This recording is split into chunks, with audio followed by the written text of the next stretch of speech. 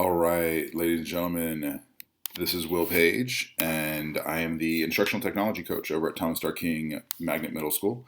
And I've been putting up little videos on how-tos on distant learning, and I thought it might be appropriate to actually go over the different options that we have as educators. This is a presentation that I put together for my school site on the 11th of March.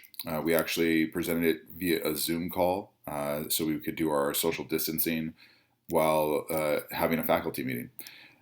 So I'm going to go over some concepts so that you can understand. If you want to access this presentation, right down here, the bit.ly is bit.ly/King Distant Learning. And I do encourage you to bookmark this particular Google Slides presentation. And I'm going to go through things. Now, this is also a way to model how to do this for your kids. This is actually, so this little window is a Zoom window that I have up. And this is going to be Google Slides. And right here, I've minimized this particular video so that I can actually, you can see me. Which is going to be really essential for your students, but then also you can see what's on the screen. All right, so let's go ahead and get started. Again, my name is Wil Page, the technology coach over at Thomas Starr King Middle School.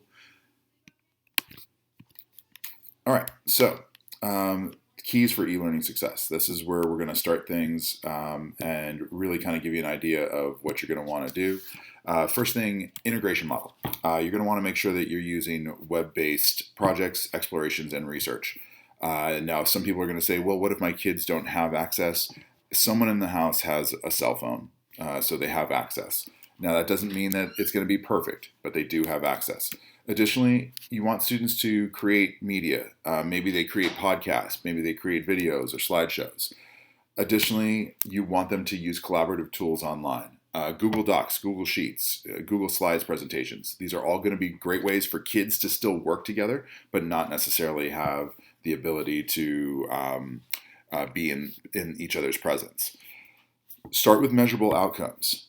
I strongly encourage you to really consider the action verbs that you're using and do that wisely.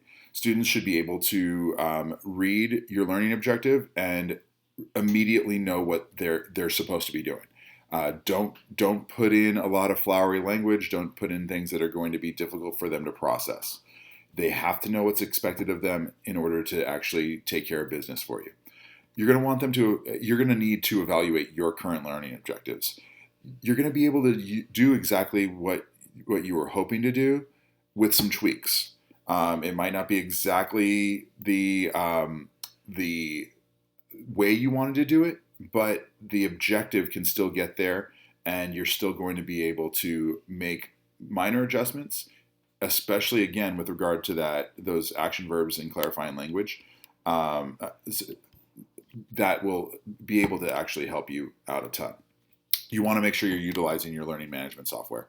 Schoology or Google Classroom become your friend in this. Students are going to be able to access both of these pretty easily. Obviously, in LAUSD, most of us are using Schoology. When I was in the classroom, my preference was Google Classroom, but that's just me. I find it to be a slightly easier source, but if your kids haven't used either, you may want to consider using Google Classroom for now, just because the learning management software is a little bit less clunky.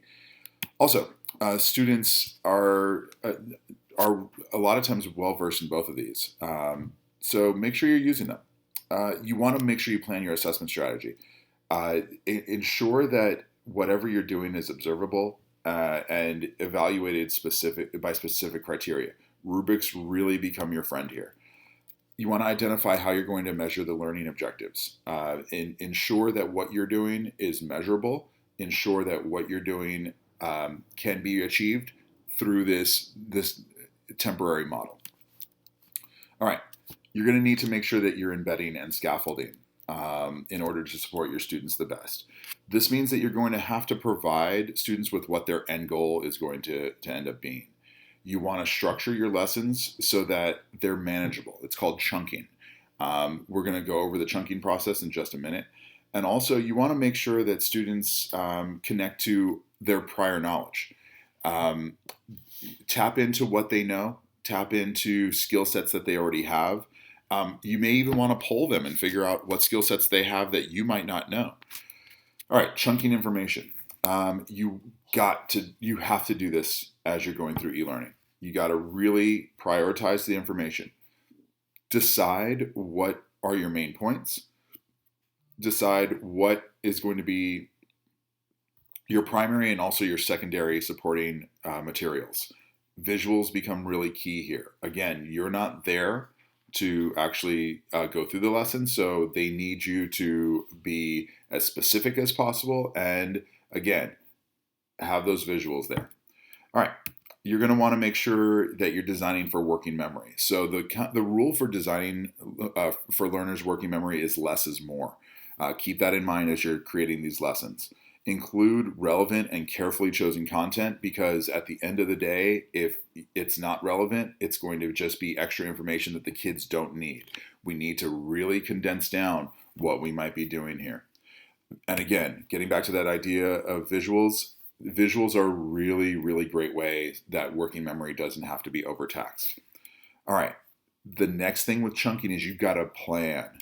I liken this to setting up a storyboard. You want to really decide what's going to be on each of your screens or each of your pages, or however you're planning on doing things, in order that you are really setting up a continuous lesson that makes sense to our students and is relevant. Finally, you're going to want to really make sure you're taking advantage of bullets and numbered lists, just like I'm doing in this presentation. All right. So moving on to a few more keys for e-learning success. Student choice. Make it integrated. Really allow students to choose how they prove their learning. This could be a shift for some of you out there, but it really allows for students to be able to prove what they have learned and what they understand in maybe a more novel way. Also, not every student needs to complete the assignment the same way to achieve your learning goals. So keep that in mind. Allow for them to have that choice and create product. Also, you're going to want to create general rubrics so that there are give general rubrics, and in doing that, it's going to allow for students to really have a variety of ways to meet your outcomes. You're going to want to model the process and product. Make sure students have some sort of example of what the end task is. Those end products really do help them understand what you're looking for. Feedback. Obviously, feedback becomes essential. It already is essential, but it becomes even more essential here because of this distant learning model. It could be short phrases. It could be just a sentence. You can also do this in different formats, whether it's written, verbal, or video. Zoom calls might be able to be used here to do video conferencing. Breakout sessions out of Zoom. You also can have that verbal contact if you need to, and then definitely written is going to be essential.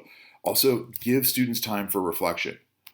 You might want to use your learning management software to post thought-provoking questions so students can really sort of think about their thinking, go through that metacognitive process, and include those self-assessments. The self-assessments are going to allow our students to really think about what they're doing, and also encourage online learners to challenge their own assumptions. All right, moving on. To make distant learning successful, you got to adjust. This is a new paradigm. We obviously know that, but you got to adjust. It's obviously not going to be as effective, but it doesn't need to be less effective. And I know that sounds contradictory, but you can do this. We have to power through this. You have to include variety of activities. Don't utilize the same style of worksheets every day. Your kids are going to get bored of that. Make sure you're coming up with novel activities for them to do using different resources. Lesson development, it happens on the back end. Make sure you're putting in lesson preparation time and organization. Create those clear and specific directions. I can't stress that enough. You really may want to consider creating video-based lessons because that online learning is going to be a little bit more effective when students are able to see and hear. Just like I'm doing right now, I'm using a Zoom call along with a Google presentation. You may consider doing that and sending that out. All right, make sure you decide on how you're going to have students' lessons delivered to them. It could be a synchronous lesson, it could be specified at a time where it's a live lesson, or it could be asynchronistic, just like I'm doing right now. It's pre-recorded, students view it at their leisure. Make sure you make time for office hours. I really do suggest that you have office hours in both the AM and PM using Schoology, Google Classroom. We have teachers at our school that are connecting with their students on Zoom. Great resource to actually get this done. All right, so very quickly, I'm going to go over preparing parents. Be sure that you are clear on how you're going to communicate with them. Schoology, Google Classroom, however that's going to be, but be consistent. And if you can be consistent with your team, that helps as well. Self-advocacy. Encourage your students and parents to advocate for themselves. You want to make sure you're training and practicing with students however you're able to, probably through Zoom at this point, so that they can effectively engage. All right, we got to think about those special populations. Special ed students. RSTs can be co-teachers within your LMS, your learning management software. They can also join you on a Zoom call. ELLs. Again, those instructions need to be clear for all of our learners. So make sure we're using action verbs that are accessible to all ELLs. Make sure that information is as precise as possible. Other vulnerable students, reach out to their families. We got to support those kids. We got to make sure that things are happening for them. All right, contact parents. If you don't do that, you're going to run into trouble. All right, so possible tools. Again, I encourage you to go to the bit.ly that's down at the bottom of this page. All of these different tools are going to be able to be used for distant learning, and I do encourage you to do that. Finally, there's resources out there. I have a YouTube channel that is about distance learning. A couple of these are live links that you can, not live links, but embedded links with different YouTube videos that I've created for using Zoom and also Newsela. I'll be adding more to this as time goes on. Additionally, if you have questions, comments, or any points of clarification, please reach out to me. My email address is william.page@lausd.net. You can find me on Twitter at Wil Page edu, and that's Will with one L. And then on Facebook, you can find me at Wil Page. All right. Thank you very much, ladies and gentlemen. I really do appreciate your time. This is an extraordinary situation. We can do this, but we got to fight through it. We can't give up just because we're in this extraordinary situation, just because the school year is not going to happen at school. We got this. We can do this. Again, if you need help, reach out to me. I'll do my best to guide you through what I can. All right, ladies and gentlemen, be well, be safe, and let's get this done.